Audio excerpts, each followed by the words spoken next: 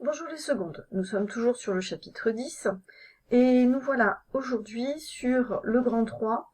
En termes, on va chercher à comprendre quels sont les échanges d'énergie dans un transfert. Donc l'idée ici n'est pas de reprendre la totalité de la vidéo, mais la phrase importante. En effet, la dissolution du sel dans l'eau absorbe de la chaleur. Pour dissoudre 1 gramme de sel, il faut apporter une quantité de chaleur de 66 joules. Donc bien comprendre que l'énergie qui est en joules, on l'a déjà vu dans le dernier chapitre, en fait c'est de l'énergie qui va être fournie pour dissoudre le sel. Et cette dissolution du sel, effectivement, absorbe de l'énergie. Donc en réponse à la première question, donc si on revient au questionnaire, dans quel sens se fait le transfert thermique? Le transfert thermique va se faire de la glace vers le sel qui est en train de se dissoudre. Pour recopier le diagramme et indiquer le sens, effectivement, le sens on comprend qui va du milieu extérieur vers le sel qui est notre système étudié. Donc on apporte de l'énergie au système. La réaction est donc dite endothermique quand l'énergie transférée est de l'extérieur vers le système étudié. On passe donc à l'interprétation. Une transformation physique implique un transfert d'énergie entre le corps considéré et le milieu extérieur. Quand on chauffe un corps, il gagne de l'énergie, ce qui modifie les propriétés physiques et éventuellement le changement d'état. Inversement, on refroidit un corps si celui-ci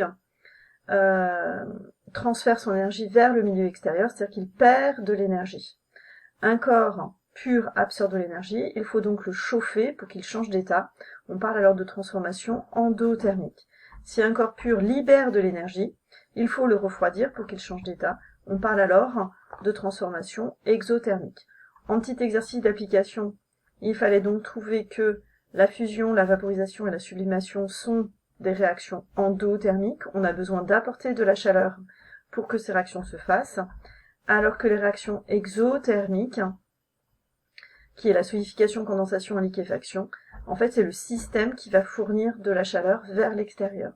Donc dans un cas on parle de gain et dans l'autre cas on parle de perte. Comme si vous avez de l'argent qui rentre dans le porte-monnaie, positif, comme s'il y a de l'argent qui sort du porte-monnaie, en négatif.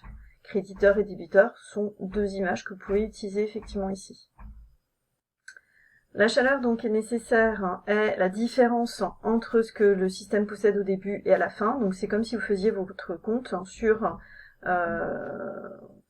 les dépenses et les entrées d'argent. En propriété, plus il faut d'énergie, il faut plus d'énergie pour évaporer 1 litre d'eau que 10 centilitres.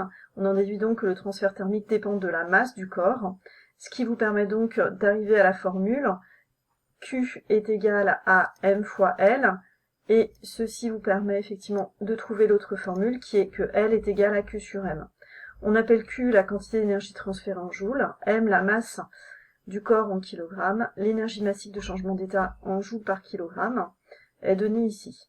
Elle va dépendre donc de la nature du corps, ce qui veut dire qu'on fasse fondre de l'eau ou qu'on fasse fondre de l'éthanol, ce n'est pas la même chaleur, énergie massique de changement d'état, on appelle ça aussi chaleur latente. Ça va pas être la même quantité, et elle dépend aussi de la pression. Elle est positive, Q est positive, et l'énergie du système après changement d'état est supérieure à l'énergie avant le changement d'état. On parle de réaction endothermique, on dit que le système absorbe de l'énergie. Donc on retrouve toute la logique effectivement de endo et exo. Donc on reprend dans l'autre sens, si vous l'avez compris. Si L est positif, alors Q est négatif. L'énergie du système après changement d'état est inférieure à l'énergie avant changement d'état. La transformation est exothermique. Le système libère de l'énergie. Vous devez être capable dans les réactions de faire la différence entre une réaction endothermique et une réaction exothermique. Donc reprenons. Si le système absorbe de l'énergie, la transformation est endothermique, on dira que L est positif. Si la réaction est exothermique, elle libère de l'énergie. Il y a des réactions effectivement qui permettent la transformation endothermique, comme la fusion et la vaporisation, alors que exothermique dans l'autre sens, quand on va de la liquéfaction vers la solidification.